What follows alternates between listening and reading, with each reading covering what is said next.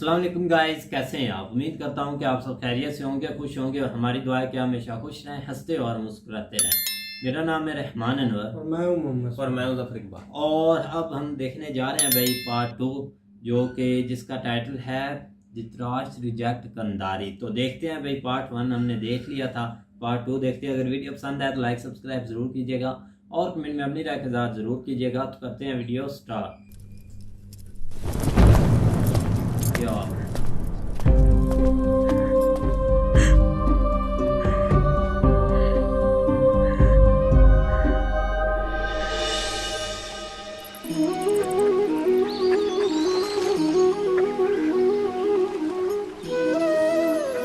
समय के आरंभ से ही मनुष्य को एक प्रश्न सदा पीड़ा देता है कि वो अपने संबंधों में अधिकतम सुख और कम से कम दुख किस प्रकार प्राप्त कर सकता है। क्या आपके सारे संबंधों ने आपको संपूर्ण संतोष दिया है? विचार कीजिए।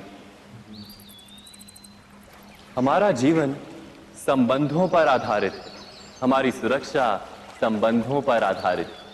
इसी कारण हमारे जीवन के सारे सुखों का आधार भी संबंध है। किंतु फिर भी हमें संबंधों में ही अधिकतर दुख क्यों प्राप्त होते हैं? सदा ही संघर्ष भी संबंधों से ही उत्पन्न क्यों हो जाते हैं? कभी विचार किया है?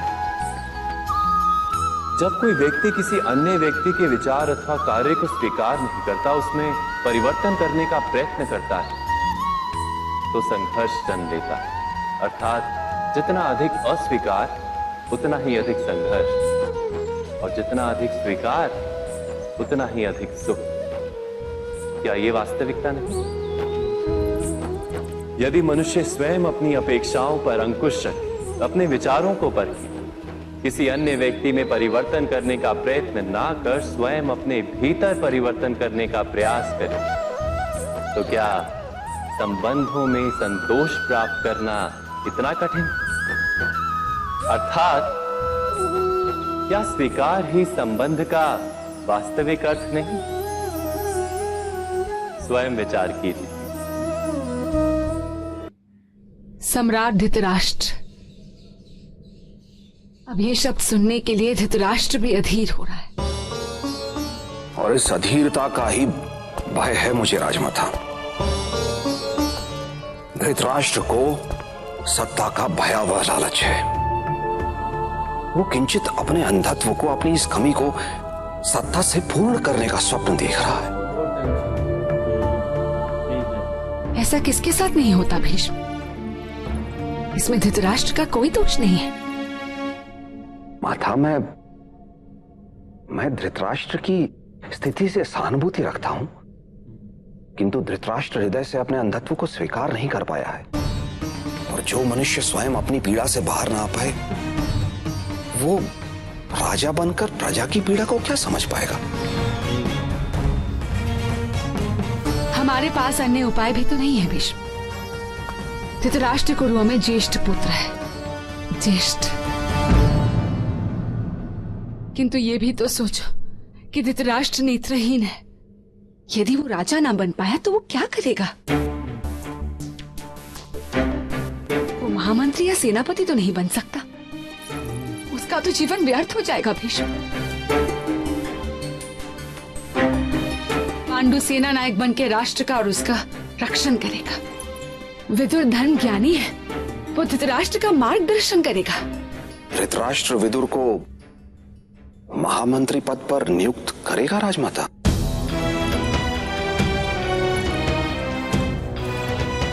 राजा बनने के उपरांत अगर उसने किसी को भी महामंत्री पद पर नियुक्त नहीं किया तो उसके आदेश का उल्लंघन ना तो मैं कर पाऊंगा और न ही आप। राज्याभिषेक के उपरांत राजा का आदेश ईश्वर का विधान हो जाता है।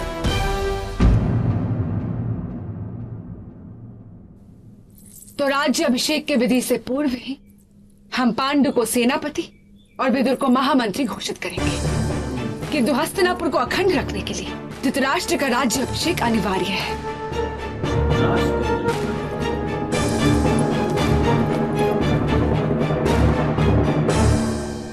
भीष्म। धृतराष्ट्र को राजा बनाने का मेरा निर्णय तुम्हें अच्छा ना भी लगे तो भी ये योग्य निर्णय है। मेरी बात मान लो भीष्म।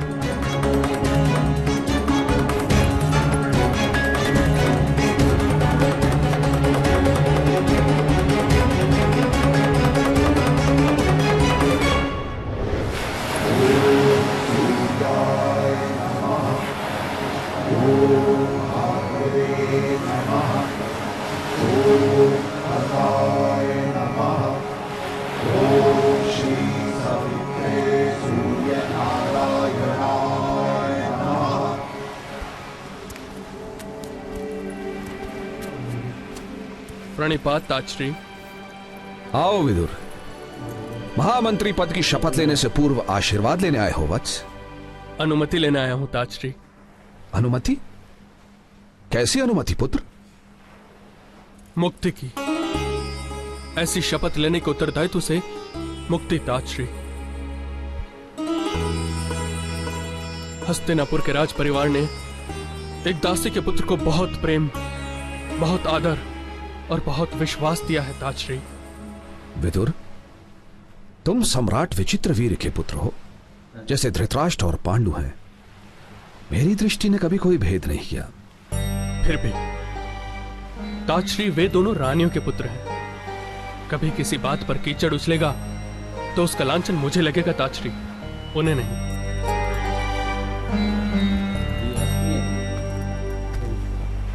तुम मेरे शिष्य हो वत्स। कीचड़ उछले ऐसा कोई कार्य क्यों करोगे तुम? महामंत्री पद की शपथ लेने के पश्चात जब धर्म और प्रेम के मध्य चुनाव का समय आएगा तब किसे चुनूंगा ताजश्री में? धर्म सूर्य है और प्रेम चंद्र है। यदि प्रेम को चुनोगे तो शीतलता प्राप्त होगी और साथ ही रात्रि का अंधकार भी। यदि धर्म को चुनोगे तो प्रकाश प्राप्त होगा, तुम्हें भी, परिवार को भी और राष्ट्र की प्रजा को भी।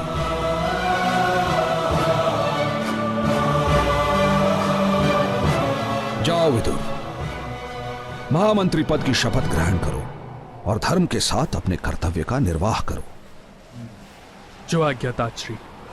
प्रणिपात। आयुष्मान भव।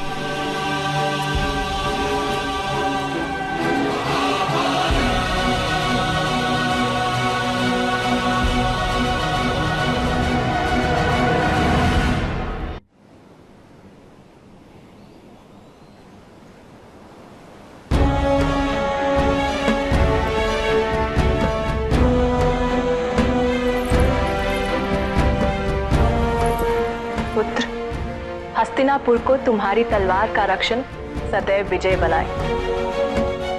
तुम्हारे नाम मात्र से ही शत्रुओं का हृदय कांप उठे।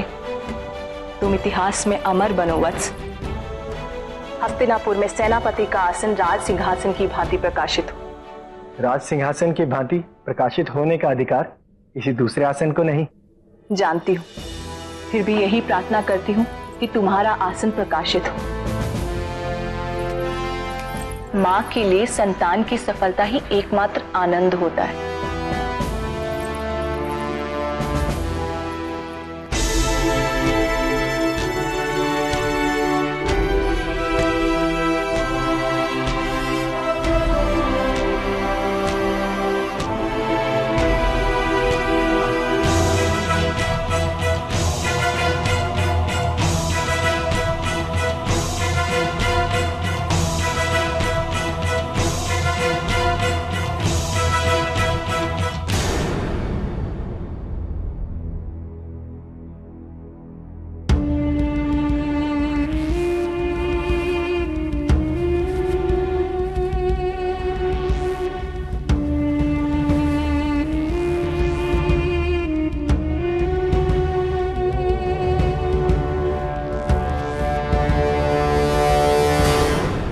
हस्तिन वंश सम्राट शांतनु का पौत्र और सम्राट विचित्रवीर का पुत्र आज हस्तिनापुर के राज्य धरा को अपने हाथों में धारण करता हूं।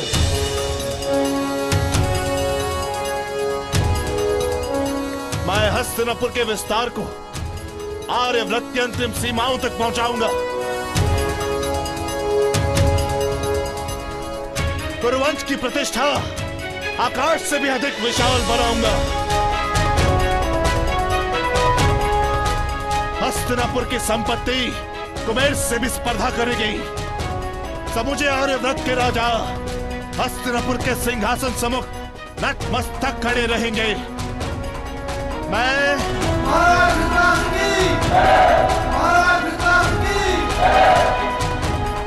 सम्राट धृतराष्ट्र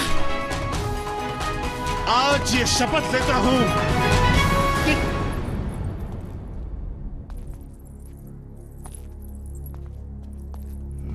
किसने धृष्टता की?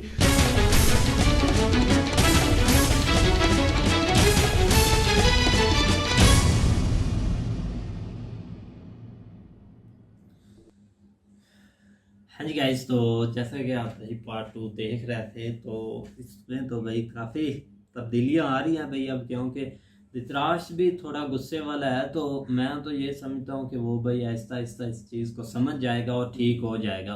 ठीक है ना, क्योंकि गुस्सा उसमें बहुत ज़्यादा भरा गया, बहुत ही ज़्यादा। अभी वो अपने अपने मतलब के ओहदे पर एक उनको सेट कर रहे हैं, जो उन्होंने एक काम सरंजाम देना या सेनापति का ओहदा लेना, किसने जो भी एक बड़े बड़े हैं, ये तीनों को मिलेंगे अब।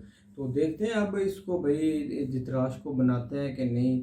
धृतराष्ट्र बनेगा ना, राजमाता ने भाई जो बोल दिया भाई उसने, क्योंकि पहले भी वो जो भीष्म को बोलती है वो आपको पता है कि होते ही है, तो ये भी होगा। भीष्म बहुत सब्र से काम ले रहा है, वो इतना मतलब कि आगे से रिस्पॉन्स नहीं कुछ करता, जो भी बोलते हैं ठीक है आप कर लें, क्योंकि भाई उन्होंने ये इस बात का वादा किया था ना उनके साथ। पहले लोग एक ये ओहदे के लिए पता नहीं कितनी जंगे हो जाती थी ओहदे के लिए कि हमने ये लेना है, हम अभी तक तो कुछ बैठे। हाँ जी, भाइयों में बहुत सलूक भी है, और जो जो जिसको जो है ना वो पोजीशन दी है वो उसके ऊपर सारे कोशिश कर रहे हैं कि हम संभालें। बिल्कुल। लेकिन धृतराष्ट्र की बात करें तो वो थोड़ा असल में बात फिर वही पे आ जाती है कि वो जज्बात से ज़्यादा काम लेता है। बिल्कुल। शायद उसको इस तरह का जो है ना वो एक सिस्टम उसका बना हुआ ही ऐसा है, क्योंकि वो बस एक बंदा होता ही ऐसा, लेकिन उसको ये नहीं कह सकते कि वो गलत है।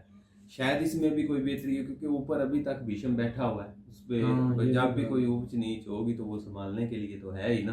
तो इस हवाले से जो है ना वो इसमें आगे देखो बेहतरी आएगी। भगवान श्री कृष्ण आए। हाँ बिल्कुल, उन्होंने भी भाई अच्छी बात की है। तो भाई रिश्तों से ही सब कुछ चलता है, और इसी वजह से भाई लड़ाइयाँ करते हैं। पता नहीं इस चीज़ को क्यों नहीं समझते कि रिश्ते ही भाई सब कुछ होते हैं। आने वाला जो वक्त होता है उसके लिए भी, क्योंकि रिश्ते ही सब कुछ बंदे के लिए होते हैं। उन्होंने बहुत अच्छी भाई स्पीच दी और बिल्कुल अच्छा हमें पैगाम दिया। क्या उन्होंने इस चीज़ को देखते हुए दिया कि जो भाई धृतराष्ट्र कर रहा है ना, इनको देखते हुए उन्होंने भाई वो पैगाम दिया। और बिल्कुल भाई एक अच्छा पार्ट था। अब क्योंकि एंट्री हुई है दोबारा शकुनी की। हाँ, शकुनी दोबारा आया भाई। अब देखते हैं कि देखो आगे क्या। बिल्कुल भाई, लेकिन धृतराष्ट्र थोड़ा गुस्से में अभी है, तो क्यों मज़ा आ रहा है। तो देखते हैं भाई नेक्स्ट पार्ट। तब तक के लिए अल्लाह हाफिज़। अगर वीडियो पसंद आए तो लाइक सब्सक्राइब ज़रूर कीजिएगा, और कमेंट में अपनी राय का इज़हार ज़रूर कीजिएगा। अल्लाह हाफिज़।